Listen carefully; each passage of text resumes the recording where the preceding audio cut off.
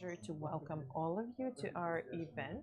Our event is to present the project from class to work that we've been implementing jointly with our partners, GIZ. The project is financed within the framework of a Multi Donor Initiative from EU governments, Estonia, Poland, and today we will present you the key terms and conditions of the program that we plan to launch in June. Please be advised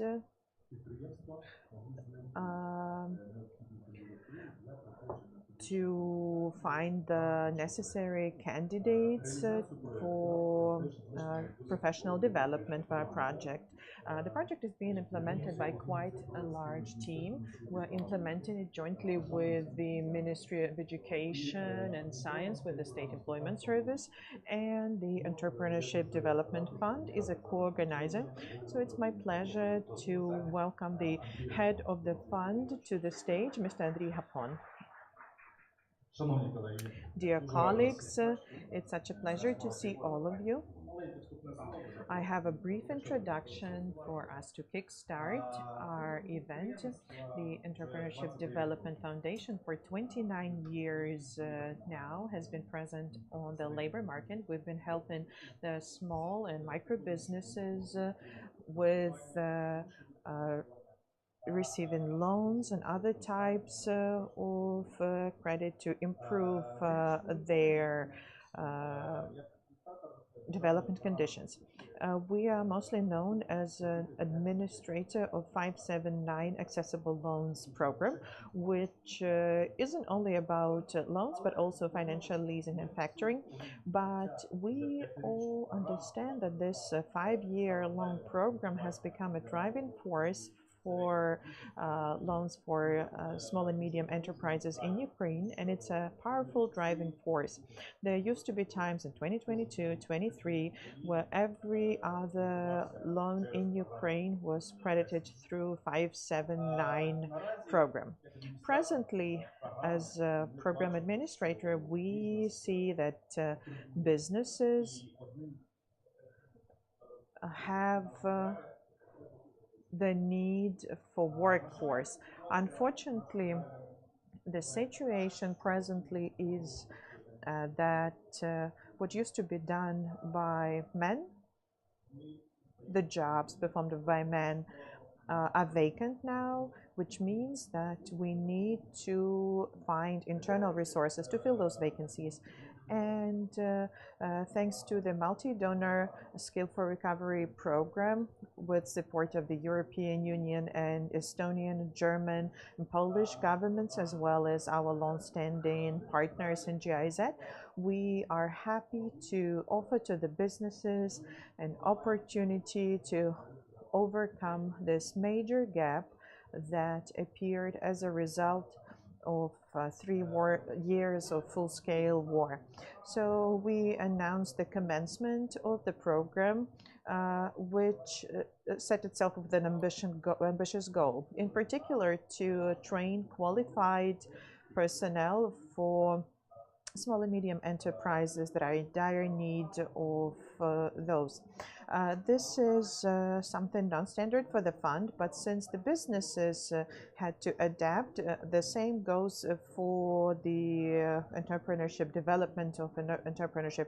We understand the needs of the businesses. We understand that funding is not everything that they need.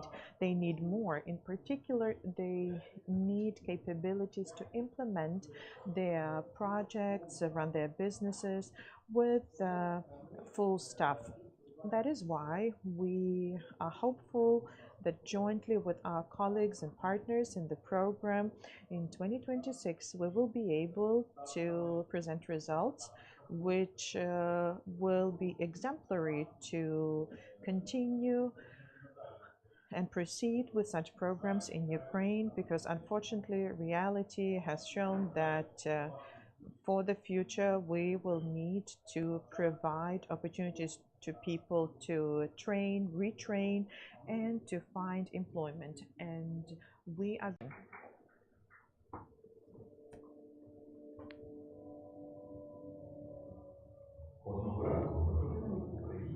One morning we woke up in a country which is worth fighting for.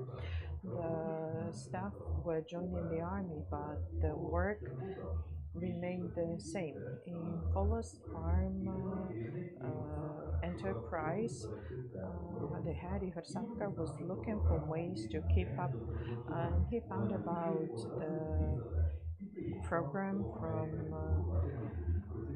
class to train, which was helping women to fill new vacancies. And he remembered about Irina, a woman who had a driving license and dreamt of becoming a harvester operator. And the program presented an opportunity for that. So he went to the website of the Navigator Financial Support and submitted an application specifying Irina as a candidate, which improved the chances for success. So a few minutes and the documents were sent to the fund and the bank for verification. In a few days, he received confirmation of verification and acceptance to the program. Irina started with theory, and then it was time for the field. Practical training in Kolos farmhouse with mentorship, and the mentor was paid additionally for that. And Irina is professional, confident, and employed. Kolos was revived, and other women joined the farm enterprise, and the program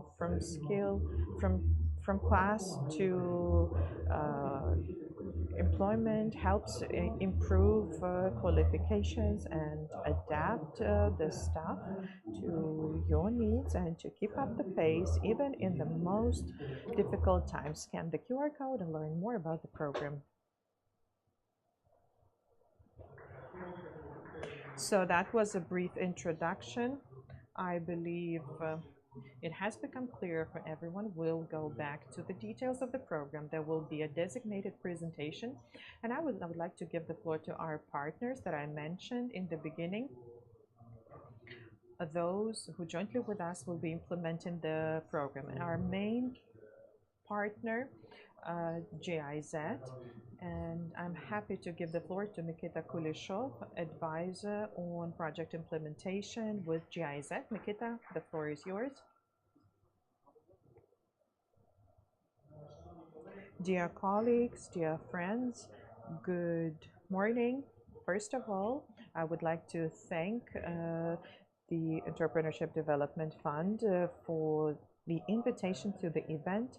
For me, as a representative of Multi Donor Initiative Skills4Recovery, within the framework of which this project is being implemented from class to work, it's such a pleasure to be here during the launch of the project, to be observing its commencement. The point I would like to make is that it's not just yet another project about employment or training that is being launched. It is the commencement of an extraordinary idea. And the combination or a bridge between businesses and structures providing training is at the core of it. Such an approach makes it possible to construct a bridge between those who feel the need for qualified and professional personnel and those who can train those people. It's important to emphasize that what lies at the core of this project, this idea, is this combined approach, teaching theory and teaching practical skills, and these practical skills will be acquired by participants of the project, not in some distance workshops, but on the job. So this is not going to be a simulation of a work process, but the work process itself, in which later they are going to work, and they will have opportunities to learn everything in practice, exactly where they are going to be applying their skills. We believe that this model will be implemented successfully, and the elements of this model can be implemented and used in professional training as success stories and good practices. Moreover, this model can be scaled up and rolled out to other areas and sectors of economy. One more thing I'd like to stress is that there's a lot of work ahead of us. It goes without saying, that's a major effort, and there's a lot to work on, but we are convinced that when businesses and educational institutions work together, there's definitely going to be a success. So I wish you productive cooperation and the best of success with the implementation of the project. Thank you very much. Thank you, Mikita. It's such a pleasure for us to be a partner jointly with the Ministry of Education and Science and the State Employment Service. And I'm convinced we're going to arrive at wonderful results, especially given what you mentioned about this combination, this bridge. This is exactly the purpose of our work. This is actually our motto, as you can see on the slide. So we are trying to connect our partners for the shared cause. And the goal here is quite ambitious because we want to receive requests from the businesses and transfer it to educational institutions. And this project is multifaceted. It's not only about training women, but also supporting professional training in Ukraine to make it more flexible to the needs of the present time and wartime economy. So it's my pleasure to give the floor to Mr. Serhiy Kovalenko, a state expert at the Directorate of Professional Education with the Ministry of Education and Science of Ukraine. Over to you. Thank you. Good morning, dear colleagues. I am afraid I'm not going to say anything new because I can sense the aura in this room. It's such a pleasure to be here amongst you, among those who think alike and those who are implementing these projects of high quality training of qualified personnel, development of human capital. I'm grateful to the fund for the invitation to the event, and I'm also grateful to our international European partners, the Multi Donor Skills4Recovery initiative, our partners from various projects, long-standing partners. I'm grateful to Poland, Estonia, and other countries that have been helping us with implementing of the projects, that have been sharing their expertise, that have been scaling up these projects directly in Ukraine. To build on what was said, well, actually, based on the experience I've had as a state expert, and I do not intend to say imply any hidden agenda, but as soon as organizations let's say enter a process, they bring certain freshness because they refrain from, let's say, cliches. They're trying to implement what's already available in the best way possible. So having this project for the first time, I think, is a major positive thing. Regarding the specificity of the project, we are actively looking into official dual education system in Ukraine. Unfortunately, due to some reasons, presently it's impossible to be implemented. and we are rather talking about the dual form of receiving education. We have people from the education sphere and enterprises in the room. Unfortunately, with all the positives that it gives, it's not the perfect scenario. And the project that we're discussing here is exactly about selecting an enterprise. The enterprise specifies what specialists they need with what qualifications, and when the enterprises fill out the registration, they send this candidate for training. So the concept and motivation is changed here, because a person in question already has a job.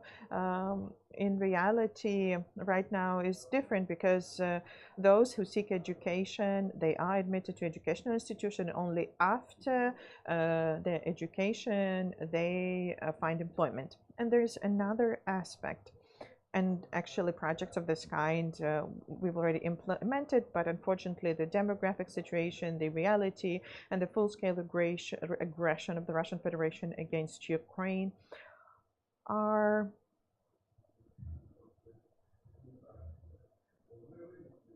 sorry, let me back up. We have to make sure that the professions that used to be male in the past had opportunities for women to train, were open for women to access them, to fill the professions with the enterprises. We don't have much of a choice. It's either we feel this need that the enterprises have with Ukrainians, or if we fail to do that, an economy needs to develop and we need a labor force and human capital, then in that case we would have to resort to migrants. But for now, let's stick to using Ukraine's potential to the fullest, our human potential, to make sure that people who are willing to work joined the training and found employment. And you made a great point. There's active work on the draft law on professional education, vocational education, and our leadership at the ministry joined the meeting on that. And the meeting actually is a discussion of various aspects, in particular the dual education. And there are suggestions about having the dual form of education and dual education itself.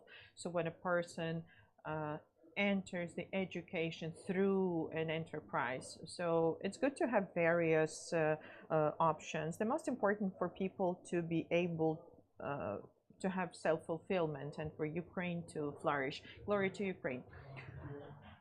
Thank you, Serhiy.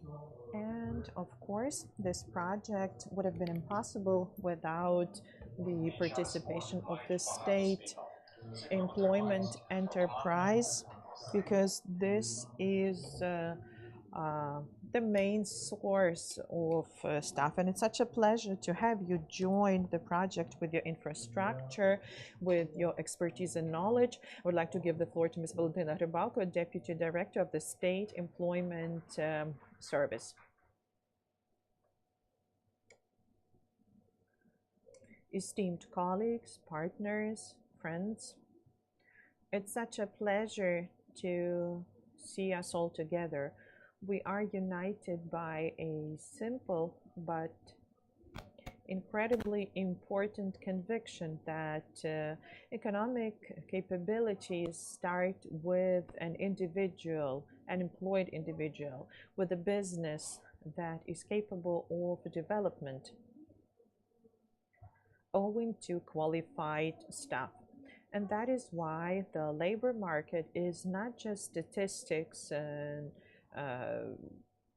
job vacancies. This is the real economic front. And for the economy to be strong, businesses need people who can and are willing to work. And This is our joint mission specifically to expedite the implementation of the key requests from the business, the need for qualified staff. We have a lot of up and running projects, joint projects with the Ministry of Education on modernizing of educational curricula, cooperation with the Entrepreneurship Development Fund to support development of SMEs as a source of new jobs through the governmental program Yerobota grants and micro grants that are implemented successfully. Regional partnerships with communities, because it's on the grassroots level the key needs emerge, the needs that we later work with. And of course, there have been a lot of successful cases of efficient projects run with international partners. I'm grateful for the opportunity that one of our key partners, GIZ, is launching. I'm grateful for the opportunity that is going to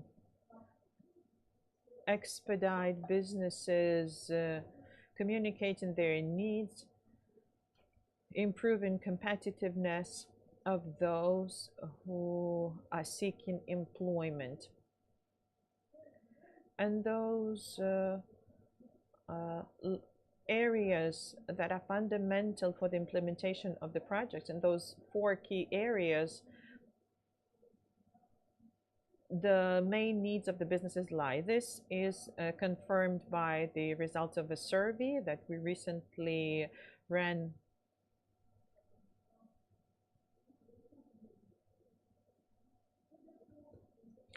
We had 55,000 employers with thousands of employees, almost a half of employed persons paying taxes presently. So the results of the survey confirmed that we made the right choice in selecting the key areas that show that are in most demand, and in the nearest future the key needs will come from those areas. And the employment service, state employment service, has a strength. We have a direct line of contact with enterprises and businesses, and this 55,000 employers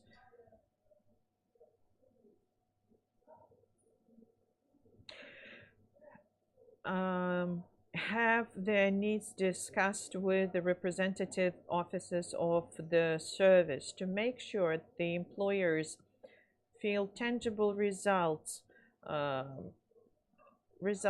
filling out of the questionnaire, so that they were sure that we're interested in that we, jointly with the partners from the education sphere, interested in implementing the project. And the project is this specific tool for that. Thank you for your confidence in us. Thank you for the opportunity to be on the team of the project.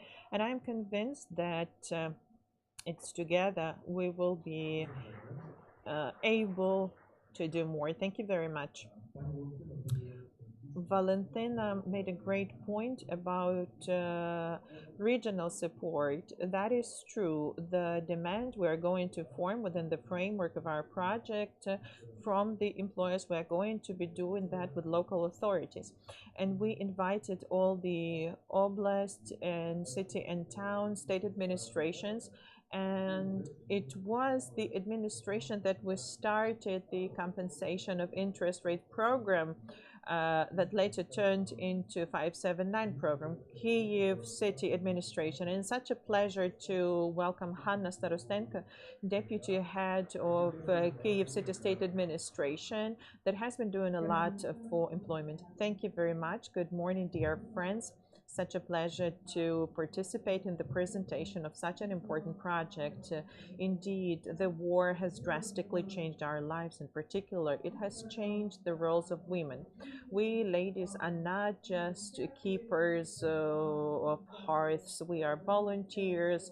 We are ready to take up pretty much anything to fight the enemy and to support the military. Look at the number of women serving in the army. Over 70,000 women joined the army. Over 6,000 are on the front line. And these are not just medics. These are reconnaissance, military, and other professions that side by side with men are defending our territorial integrity. Of course, the war has changed the labor market, and in Kyiv, we're seeing around 2,000 municipal companies and a large number of businesses and enterprises, and there's a big number of job vacancies because many men joined the army, and a lot of women who used to work there left the country and went abroad. And there's a need to provide vocational professions with human capital. Last year, for the first time, a woman became a train operator. There are more tram drivers, bus drivers amongst women to public transport. So Kyiv is actively responding to the need, and Kyiv City Employment Service has come up with a retraining program for women to train them for technical vocational professions. 31 profession is available to women. In the course of 10 months, women can be trained jointly with employers and then have on-the-job training and then be employed. So Kyiv welcomes the initiative. We are ready to join the project. We are ready to provide platforms for piloting or implementation of various tools that our partners have to offer. And of course, we are very grateful to our international partners, GIZ and the European Commission, that has been doing so much, especially given that USAID projects have been suspended. So I'm grateful to the organizers, to everyone involved. It's only through synergy that we can arrive at the necessary results. And I would like to thank the women who, side by side with men, are defending the country and also fighting on the front of labor market and economy. Thank you. Thank you. Unfortunately, I have to leave you. Thank you, Hannah. I was happy to see you. And let me say that we also are broadcasting online, and we have almost 500 people in the audience online. And as I understand, we have representatives of vocational education, businesses amongst them, as well as local authorities. And we really strive for the support of local authorities to raise awareness about our initiative on the grassroots level. And the Entrepreneurship Development Fund is planning to partake in ongoing dialogues between the businesses and the government that the Office of the President is running. So we will be joining, we will be communicating. So just for the audience, informing the employers is one of the key objectives, to make sure that we receive as many requests as possible to further transfer them to our partners, to the State Service, Employment Service, and the Ministry of Education and Science. And I would like to invite our next partner to take the floor. All of the projects and programs that we've been implemented have been in cooperation with the Ministry of Finance. The Entrepreneurship Development Fund is under the Ministry of Finance, the Ukrainian government. So we're implementing all of the programs and projects jointly with their support and with support of the Ministry of Finance. So now it's my pleasure to give the floor to Dmytro Vasilina, Head of Financial Policy Department, Ministry of Finance. Thank you, dear colleagues. Every time I talk to our international partners, I often hear from them that They want the projects to be implemented jointly between governmental bodies and local authorities, so central authorities and local authorities, because when this is done separately, the problem is that the governmental bodies have the authority, but at times they do not know the problems on the grassroots level. And local authorities, they understand the issues where the money has to go, but very often they don't have the funds or contact with donors. So I believe this program is going to be successful because it specifically has this cooperation between the central authorities and local authorities. Another reason why I'm convinced the program is going to be successful, because very often I've heard from businesses that they want to hire women, and unfortunately the situation in the country is that the businesses, due to mobilization of men, lack confidence, and when they hire women, they have more confidence than usually because they understand that women are not going to be drafted.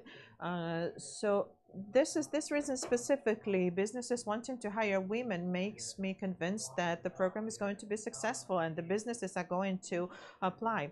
Another reason why it is going to be successful is what I'm hearing from international partners. So when they want to launch a program or give out grants, they ask enterprises, how many women do you have? Or do you have women amongst leadership or founders? Or how many women have you hired recently? So in this respect, since we are focused on women and other vulnerable groups, I'm grateful for the program designed that was skillfully crafted by the fund and our partners, and this makes me convinced yet again that this is going to be a success. And last but not least, a request for the fund and international partners. In Ukraine, we have a variety of programs.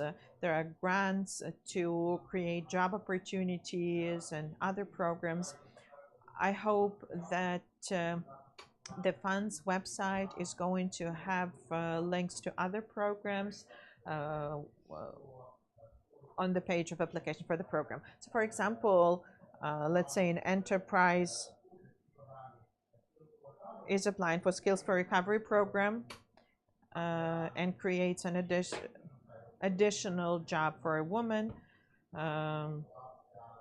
It would be good for them to have opportunity to send an application to other grants and programs. So if we provide as much information to the enterprises about the programs as possible, I believe we are going to have much better impact. Thank you, Dmitro. We'll take that under advisement. This concludes our introductory remarks panel, and now we're going to have a brief presentation, more detailed, on the mechanism of implementation of a program, and then we'll have a panel discussion with participants about what lies ahead of us. But before we do that, I would like to ask our audience on YouTube and Facebook, if you have questions, please make sure to use the chat, and we will either read out those questions to the participants of the panel discussion or take the questions ourselves. So to present the implementation of the program, I would like to invite Maria Husakova, the project manager, and she's the one to give you elaborate detail about the implementation of the program. Maria, the floor is yours.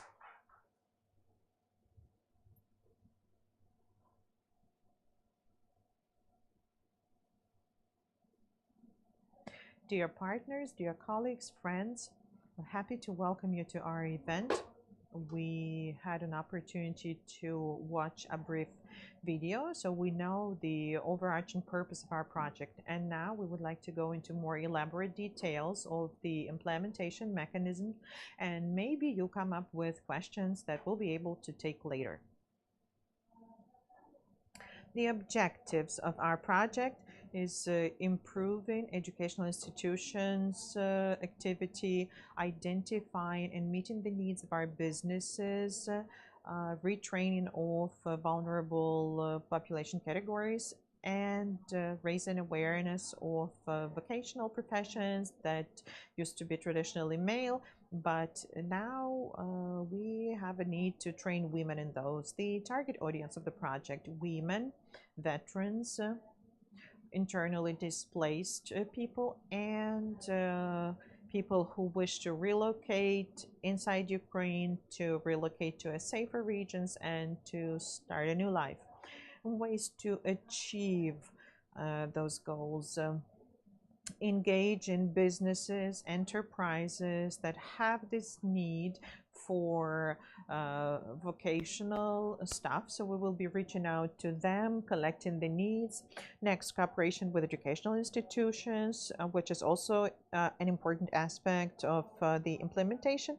And the project will be implemented in cycles that are going to consist of stages that I will elaborate on later. So the expected outcomes: at least 2,000 trainees that are going to acquire new qualifications, theory and practice, that will have on-the-job training where they will be later employed. Out of those 2,000 people, 60% need to be women, and not less than 70%, according to our plan, will have to be employed. And 30% of educational institutions in Ukraine will have an opportunity to participate in this project. We have two target groups in this project. First being businesses, so our small, medium, and large enterprises that will have an opportunity to get new, highly qualified employees that will fill the vacancies at the enterprises. So the four sectors: construction, transport, logistics, agriculture, and services industry. Requirements for the enterprises are not much. You'd need to have your candidate, bring the candidate to us, and then we'll do our best. The enterprises need to be registered, and they need to be running their business operations on the territory of Ukraine. They need to have this deficit of staff. They need to have candidates for retraining, and they need to have capabilities with help of which the new employees are going to have their on-the-job training and be able to perform their duties. Here you can see the list of professions that we will focus our efforts on: welder, electrician, mechanics, and a number of other vocational professions. We are open to suggestions from the enterprises. Next, target group: educational institutions. Requirements for educational institutions. These are not excessive too. We will ask them to draft a budget estimate, curriculum, to upload the documents to our platform, and thus we'll be selecting educational institutions that will be able to optimize the curriculum to meet the needs of our project. So they need to be licensed and certified to provide educational service, and they need to be able to issue a state-approved certificate of completion. Different types of ownership eligible for the project, and the implementation mechanism. As I mentioned before, it is going to take place in stages, which will consist of two parts. First, working with the enterprises. With help of our IT portal, we are going to be collecting the needs of the businesses. We'll ask them to fill out questionnaires, to register, and to provide up-to-date information about their needs for personnel. Approximately 2 weeks will be given for the enterprises to fill out the online form. Later, my colleagues from the fund We'll analyze the information submitted. We will group the requests by regions and by specialities. And after our analysis, we will hand over the data to the educational institutions. Jointly with our partners, we'll select the best offers, the best curricula that will be meeting the needs of our project in such a way, sending the trainees for their training. During training, well, the training course is going to take between 3 and 6 months, and a mandatory condition is to have on-the-job training at the enterprise, which has to be at least 1.5 months long. And we expect that the trainee is going to be employed there. After successful completion of theory and practice, the trainees are going to be issued a certificate and employed. And the fund, in turn, will monitor the employment in the course of 6 months. That concludes my presentation. For more detailed information, you can go to our website, to our IT portal, and we'll keep you in the loop. And I hope to see all of you at our next event. Thank you. Thank you, Maria. I believe the conditions are clear for everyone. It's clear about how we're going to proceed.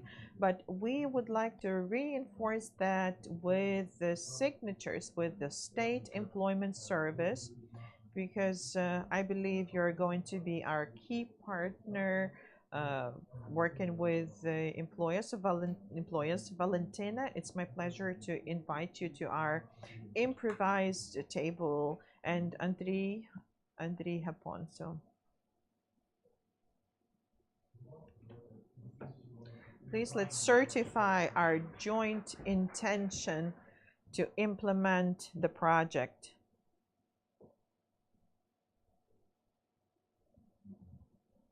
You can exchange handshake. Thank you. Thank you, dear colleagues. A second signature. That's all. Thank you. The best of success to all of us. And now it's time to kick off the panel discussion, and the colleagues are going to help with the chairs. Valentina, please stay here. We will commence the discussion shortly.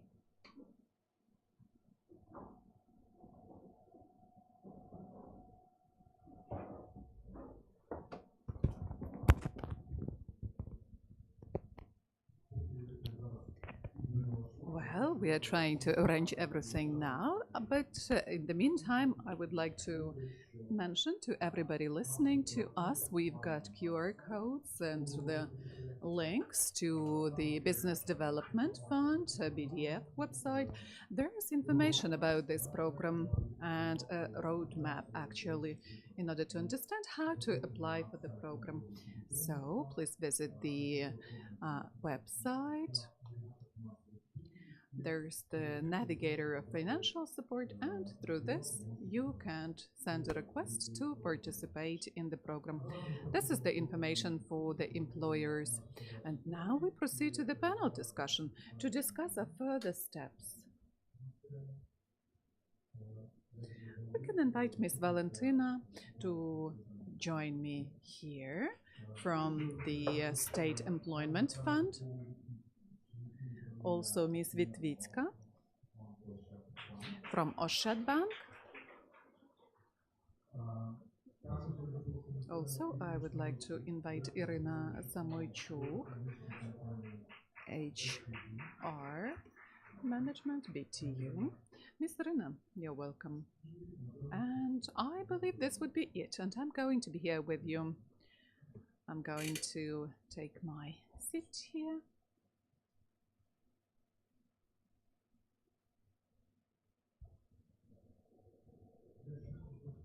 If I may, I'm going to give the floor to Ms. Valentina. I know that the State Employment Service is doing great job, and they were doing great job before implementation of this project. You've got a very good portfolio of projects, programs to support employment of women and assistance to employers to look for the proper candidates. So please mention what the situation is as of now and what we need to pay special attention to within the framework of our project. And as far as I know, you've got a beautiful presentation we can upload, and you can maybe sit up here and let us move like this a little bit. Let us move around for the screen to be visible, and then we will have a look at the presentation about the past and the current condition of employment.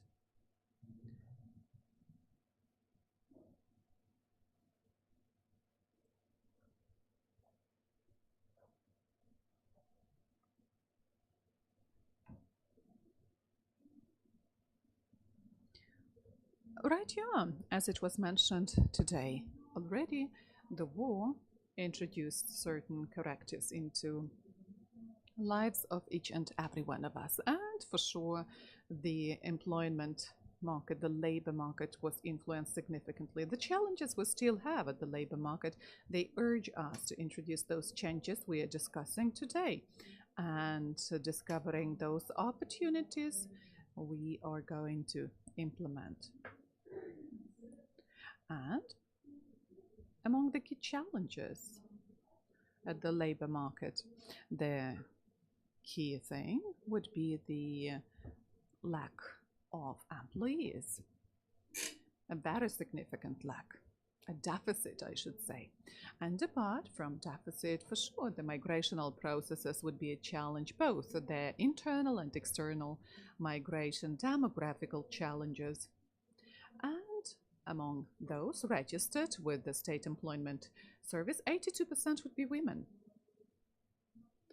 And the next thing would be structural unemployment, meaning we have certain discrepancies in demand and supply, gender disbalance, and actually the significant changes in the economic landscape.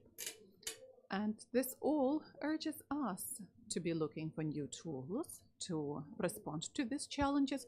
We are trying to find some new opportunities I would like to touch upon today. In the unified portal of vacancies, today we have 235,000 vacancies. At the very same time, if to speak about job seekers, their number is 127,000, meaning per one job seeker, we've got over 2 vacancies. That's if to speak quantitatively. Qualitatively, the unemployment, well, you know, there's this paradox. There are plenty of vacancies, and still we see a lot of unemployed people. And in order to change this situation for better, we are implementing those programs that speed up these processes. Here on the slide, you can see the professions which are most in demand. Well, you can see 119,000 vacancies just in the services area. Transport, logistics, 23,000. Construction, over 7,000. Agriculture, over 3,000 vacancies. These are the most popular ones. Well, who are really in demand among employers? For sure, the sellers, shop attendants. Well, I don't know. I believe the turnover in this area is really significant. And this brain drain, significant one, would be due to the low level of salary. And if to speak about highly qualified employees, here we speak about drivers. Actually, there are 11,000 vacancies, welders, electricians, logistics professionals. This human resources are well needed, and we have to implement a project which will help job seekers to actually find decent jobs. Actually, the State Employment Service helped over 1 million job seekers find employment, thanks to tailored approach, individual approach, thanks to career counseling, and thanks to making our services up to date. The transformation of the State Employment Service into the digital format was just a matter of time. So nowadays, the State Employment Service has got programs, software, tools that help us a lot and that enable people resort to us while staying at home, not showing up personally. And a lot can be done through DIA portal. This would be reimbursement or compensation programs. This would be yet another program which was successfully implemented, and that's creating comfortable working stations for persons with disabilities. And in order to actually offer jobs to those beyond the labor market, we are implementing such programs as creating job places for those with disabilities. And moreover, if an employer employs a person with disability of group 1 or 2, they can get compensated for the proper arrangement of this working place. Compensation for person with the first group of disability would be up to 20,000 hryvnias, and if that's group number 1, then up to 80,000 hryvnias. Over 3,000 of such workstations were already created, equipped with the support of the Social Insurance Fund. And for sure, the key tool which helps speeding up, ensuring the needs of the business, would be professional, vocational training. We've got plenty of projects here with the support of international donors and for sure in cooperation with the partners that are present here. This would be arranging of training for those willing to get jobs. Since the very beginning of the war, 124,000 people were involved into such trainings, and more than 74,000 people actually had this training within the vocational centers of the State Employment Service. And these training centers are licensed within 98 professions. And the key benefit of these vocational centers of the State Employment Service would be that they offer training of adults. Also, the training is a bit abbreviated for them, and they try to be really inclusive for the education to be obtained by veterans. This is yet another important project which is being successfully implemented. That's training of veterans and persons with disability who became disabled because of the war. So they get an opportunity to get their profession within these vocational training centers of the State Employment Service. There are educational programs on business planning, IT, and as people can become drivers, loaders, etc. The next project would be vouchers. 51,000 vouchers were issued since the very beginning of the war. Vouchers for those who are not unemployed, meaning this would be who have employment, and for job seekers as well. Well, actually, if they are employed now, but they are looking for another employment, this is for people 45 plus, veterans, persons with disabilities, internally displaced persons, IDPs. So, the expanded list of professions is there. People can select from among these professions. So, They can also get the advanced training. Again, this would be trainings for nurses, psychologists, drivers, tractor operators, etc. Here you can see the experimental project I was mentioning just this year of the project. And the next interesting project, which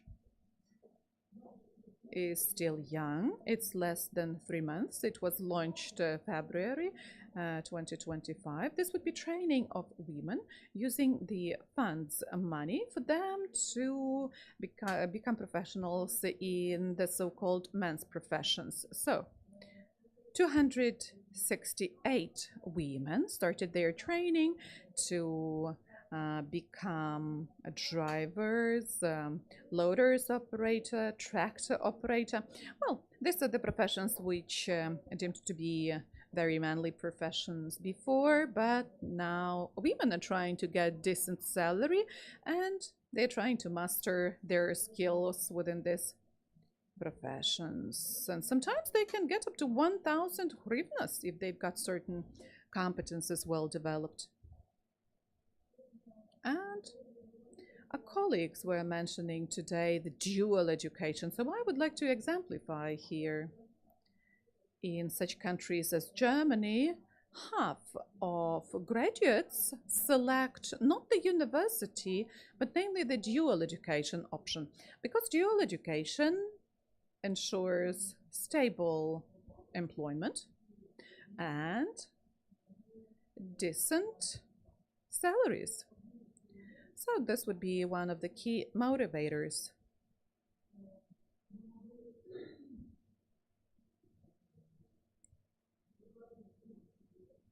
For us. And we are trying to achieve the situation when business has got qualified personnel, and this way we are achieving the economic capacity of our country. Thank you, Ms. Valentina, for very detailed information granted to us, very useful one. The only question, in what way do you see implementation of your functions jointly with us within the framework of our project? What's the deeper meaning of this project, and in what way is it decisive in the general picture? Well, the first thing, having a look at the presentation, what needs to be emphasized, we plan to launch this information campaign, awareness raising campaign for business, for employers.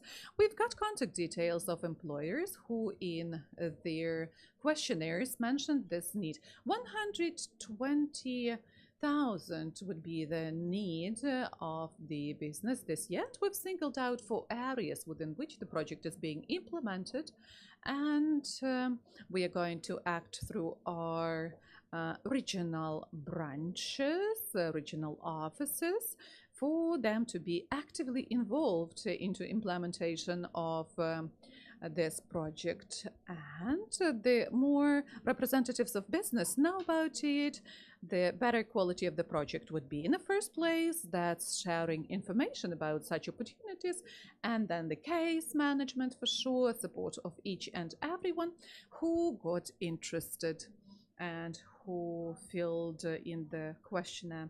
Individual support granted to our employers, job seekers, for all the issues to be resolved jointly with the partners.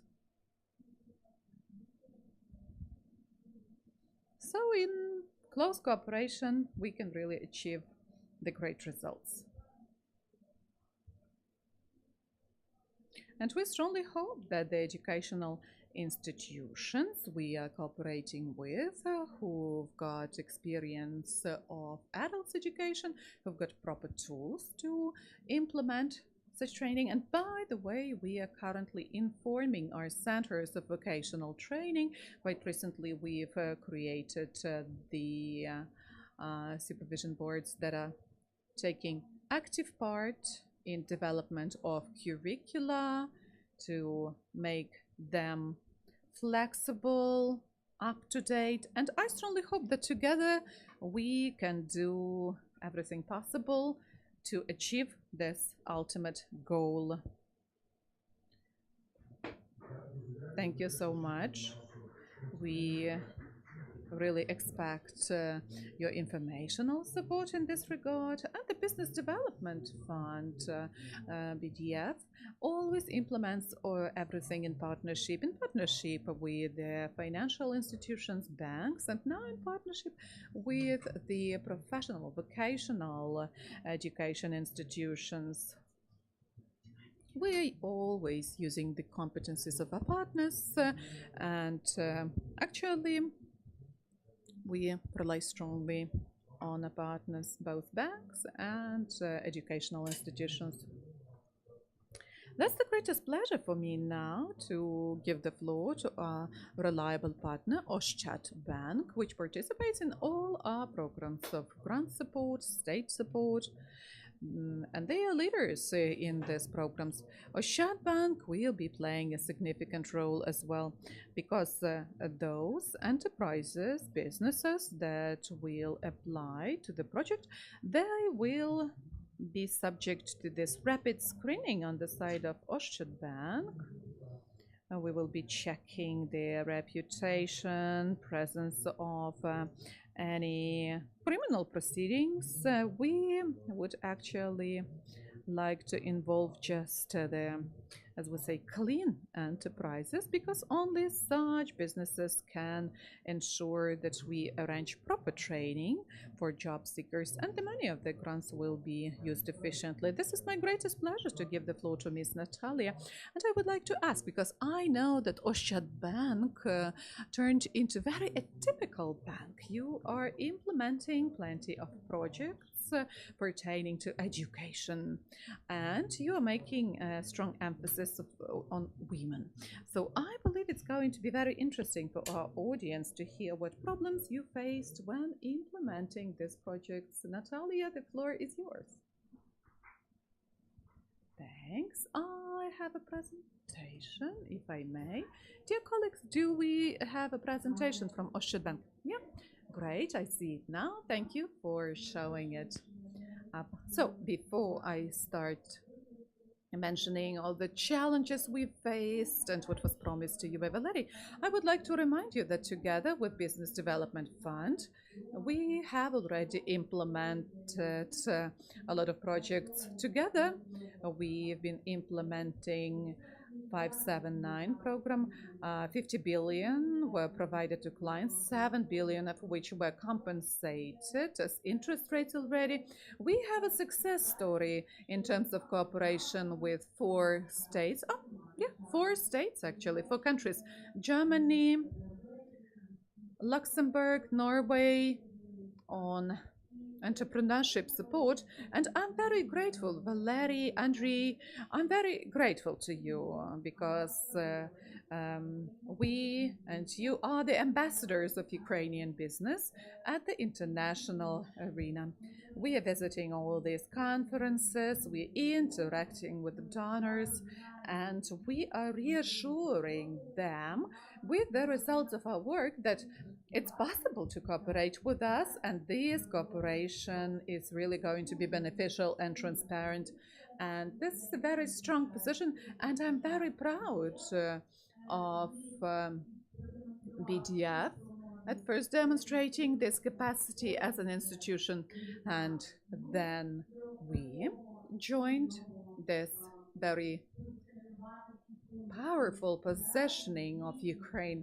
And currently we became a financial hub to support business in our country. 90% of grant programs are taking place with our active participation. Somewhere we are checking the reputation of the clients. Elsewhere, the grants are being delivered to the clients through us, and this being the case, we've understood how to manage all the services provided to these clients. So while cooperating with Oschat Bank, you will get it all, from the counseling, consultations up to funding. And we, as the bank, feel this is the greatest honor to be shoulder to shoulder with the business in times of war and support our clients there where other banks see certain risks. We were the first to implement such programs that were not implemented before us. For example, programs on relocation of the business, grant programs for women jointly with other funds, state-run grant programs, etc. And I'm going to show you several interesting slides about the share of women in business, just for you to be aware and for us to see that there's still plenty to do to actually become less patriarchal state. And we can see the statistics now. 30% of women all over Ukraine are the leaders of businesses. Well, this might be related to plenty of factors. Three typical obstacles for women would be actually when they are being offered to launch business. The first obstacle would be, yeah, actually that's a real psychological factors that woman does not believe they've got a sufficient education and that they lack skills. If we have a look at a man and a woman, they have the same skills. But if you tell the man, let's open up the business, he would surely answer yes. But if that's a woman we are offering to launch a business together, 300 times they will be thinking whether they've got all the skill sets needed for that. So we need to support women by training and by providing them with the best practices, inspiring practices, and to motivate them. If we have a look in what areas women are ready to be leaders of the business, that would be retail, sales, and tourism. You can see it here.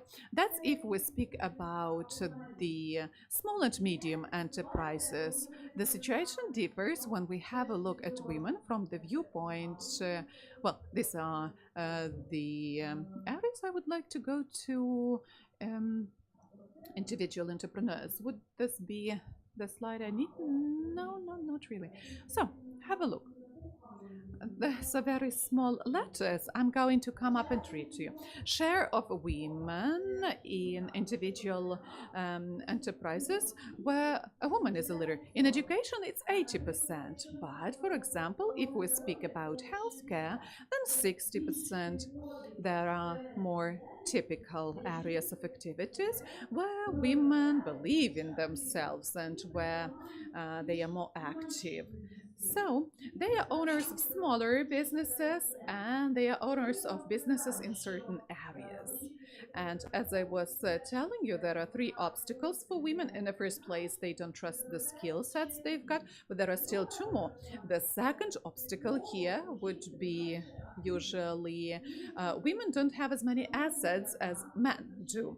So as banks, we are trying to find the programs where we would invest money into the launch of business of women. For example, EBRD started also investing in this, and they started looking for opportunities to provide financial tools to women. And the third obstacle would be that women are more responsible for their households rather than men. We can't influence this, but we can still influence the first two factors I've mentioned. If to have a look at trends, just for you to know in what way women are changing in our country and in what way they started taking loans compared to the pre-war period before 2022. So on this slide you can see the tried figures, but still I would like to comment what they mean. The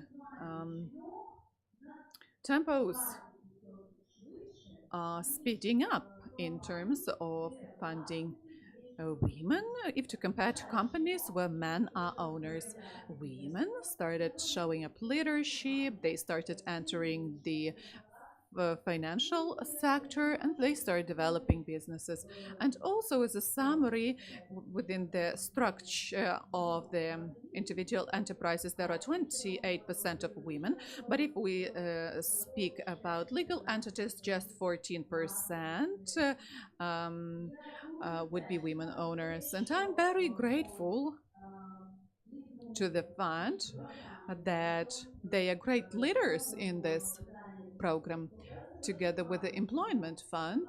And we see actually that we really lack education, proper education for women, support of leadership skills for women. Our task would be to provide the high quality services and support you in your initiatives.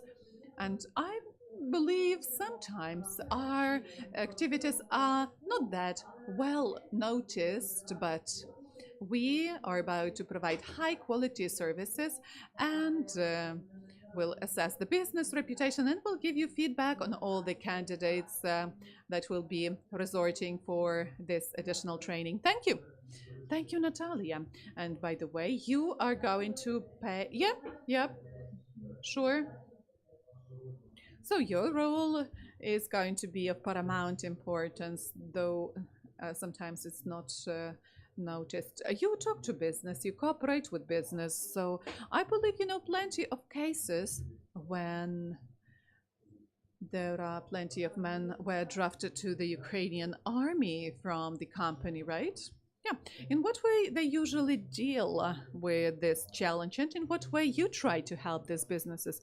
Because we all understand if half of people were drafted. Yeah, this is the first critical problem mentioned by the small, medium, and big businesses. Everybody is fighting for the right to actually maintain their workforce, for them not to be drafted to the army, especially if this pertains to highly qualified professions, like this would be glass factories, and if the key experts are drafted, then the glass factory won't be operational any longer. And there are plenty of these highly technological factories and plants. Maybe this would be some spare parts for tractors. Even in the agricultural business where they grow cultures, they lack tractor operators, and they've got money, they've got desire, but they don't have people to work on the ground. And this obstacle is number 2 after the war for business development. You're asking a very good question, in what way we are helping them. Well, we can't help them within the framework of our function. We don't have this functionality, but if women are really retrained to occupy man's position, then through communication with them, because we are actually meeting them on a daily basis, me and the whole team all over Ukraine. We've got 1,000 people who work with clients every day. We will be offering them their option, and maybe it will help us achieving some breakthrough in it. We plan to scale up this process actually, so thank you so much for this initiative, because again, this is a very critical need in all the business areas. Thank you, Natalia. And we are going to ask you, your bank is one of the biggest, so really communicate this information further and convey this message about the great opportunity. Now we proceed to business, right? We've talked to the state enterprise, the bank, and now the key floor would go to business. What is the situation at your enterprise? What can help you in solving this problem we are discussing now? Miss Irina, greetings. Thank you for inviting me here. To start with, I would like to share who we are, what kind of company we are. Let's have a look at our presentation. Thanks. In what way we overcome challenges of today and develop for the stable future. I'm Irina Samaichuk, and I represent the BTU group of companies. So, the key mission of our company would be that we would like to create the world which is tasty. Children grow healthy and they know what's the taste of a real apple, natural apple. Our key mission would be to keep the soil alive, and we are trying to implement all the fitting solutions. On this slide, you can see certain infographics, in what way it started in 1999, in what way we changed. Now a short video, 40 seconds, and in this 40 seconds you learn a lot about us. Oh, somehow the video is not playing. We'll ask our technical team to do something here. Well, if that's not a success, that's not the huge problem. We will proceed to the next slides.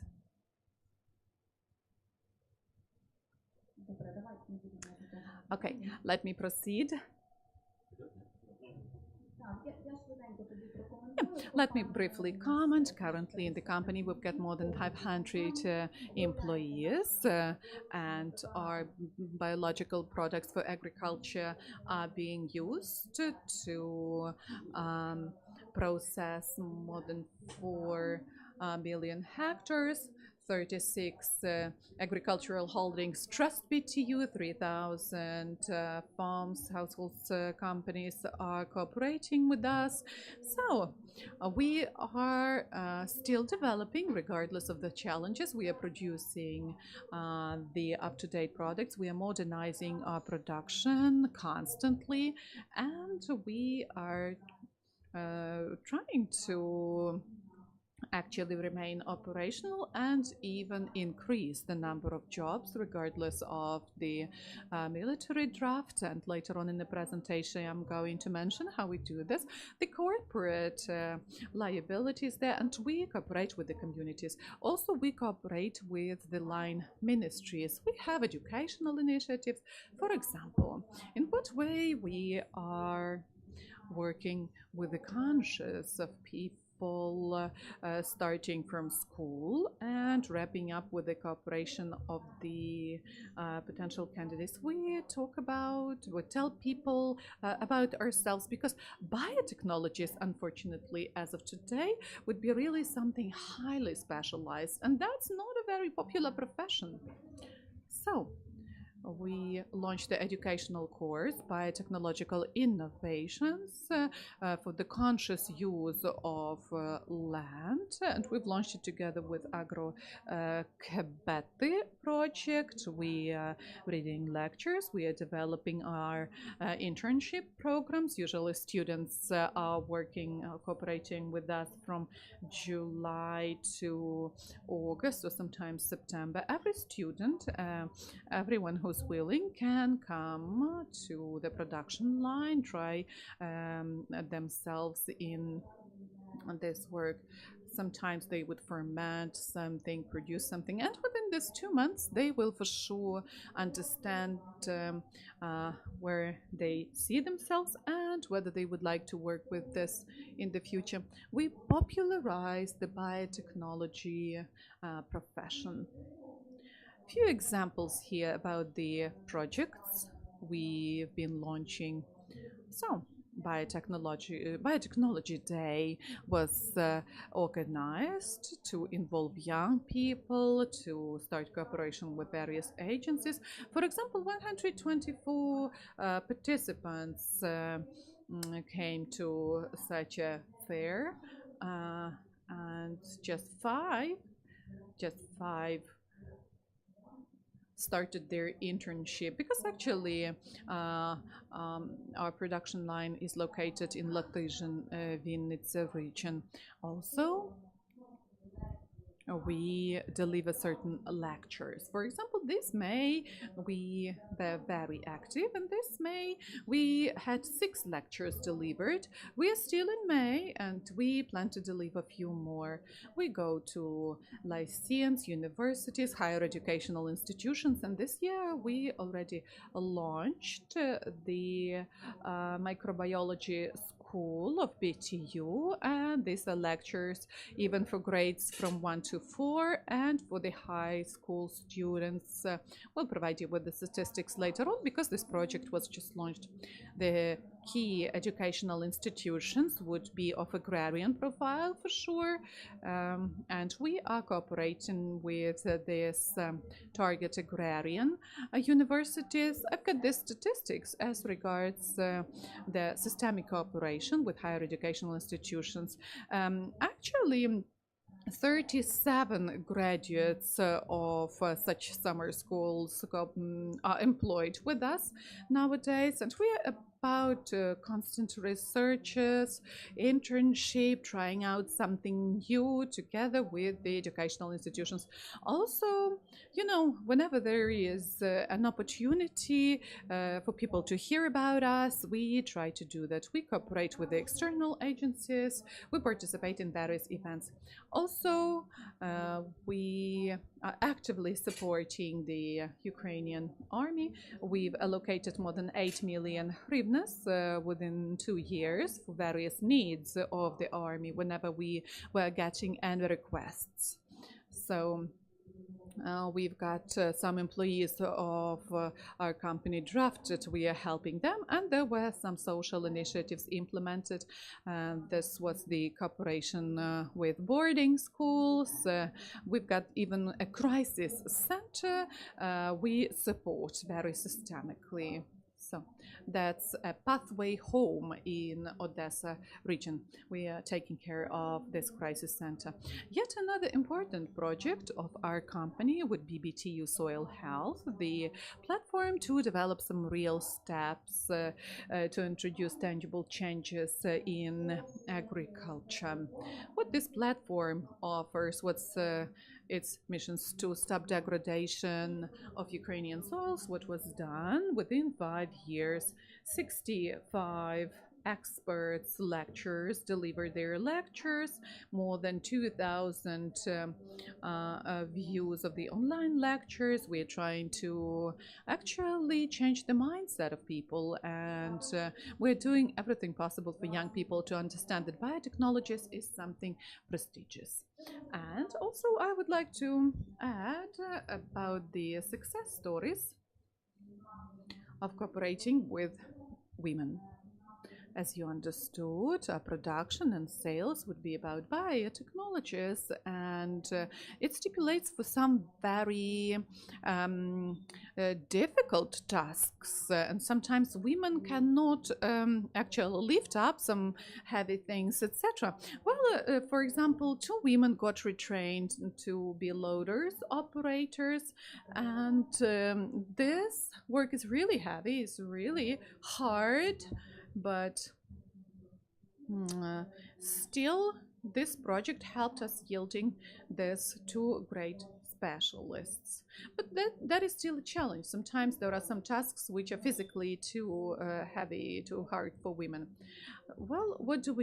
We sign various contracts on cooperation with professional vocational schools. We sign contracts with them, and we involve young experts for them to help us out with this hard work. And sometimes it helps solving certain challenges we have.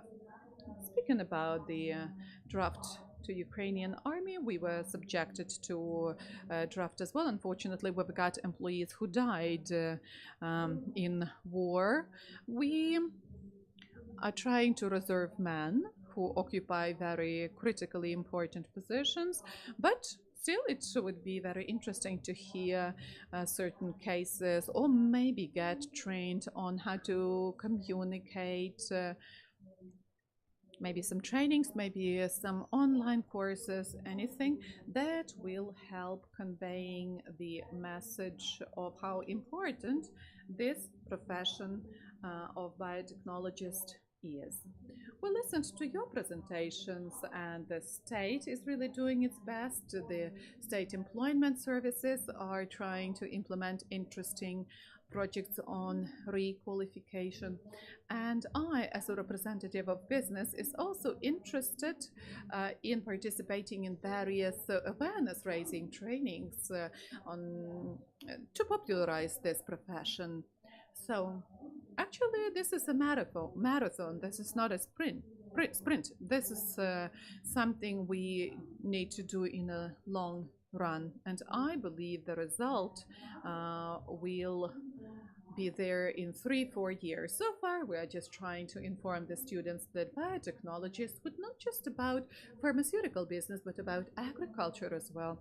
Because if we speak just about biotechnologies, usually people think about development of medicines and everything pertaining to the pharmaceutical area. But no, this is about agriculture as well. Thank you. Ms. Irina, in your presentation, I saw that you are really emphasizing young people, and this helps you really having enough employees, right? Because young people are well needed. Well, that's really always so. As we started actively cooperating with vocational schools, for example, you know, we don't have just agronomy employees. We call them experts, because this is not just you sprinkle something on the potato plant and all the bugs die off.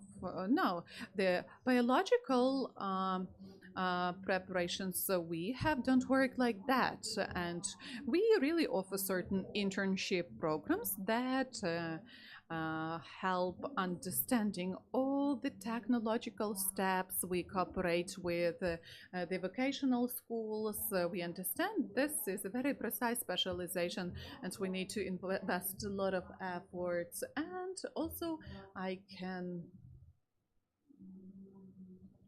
share this experience of cooperation with the National University of Food Processing. We signed an agreement, and our microbiologists, ecologists are developing a certain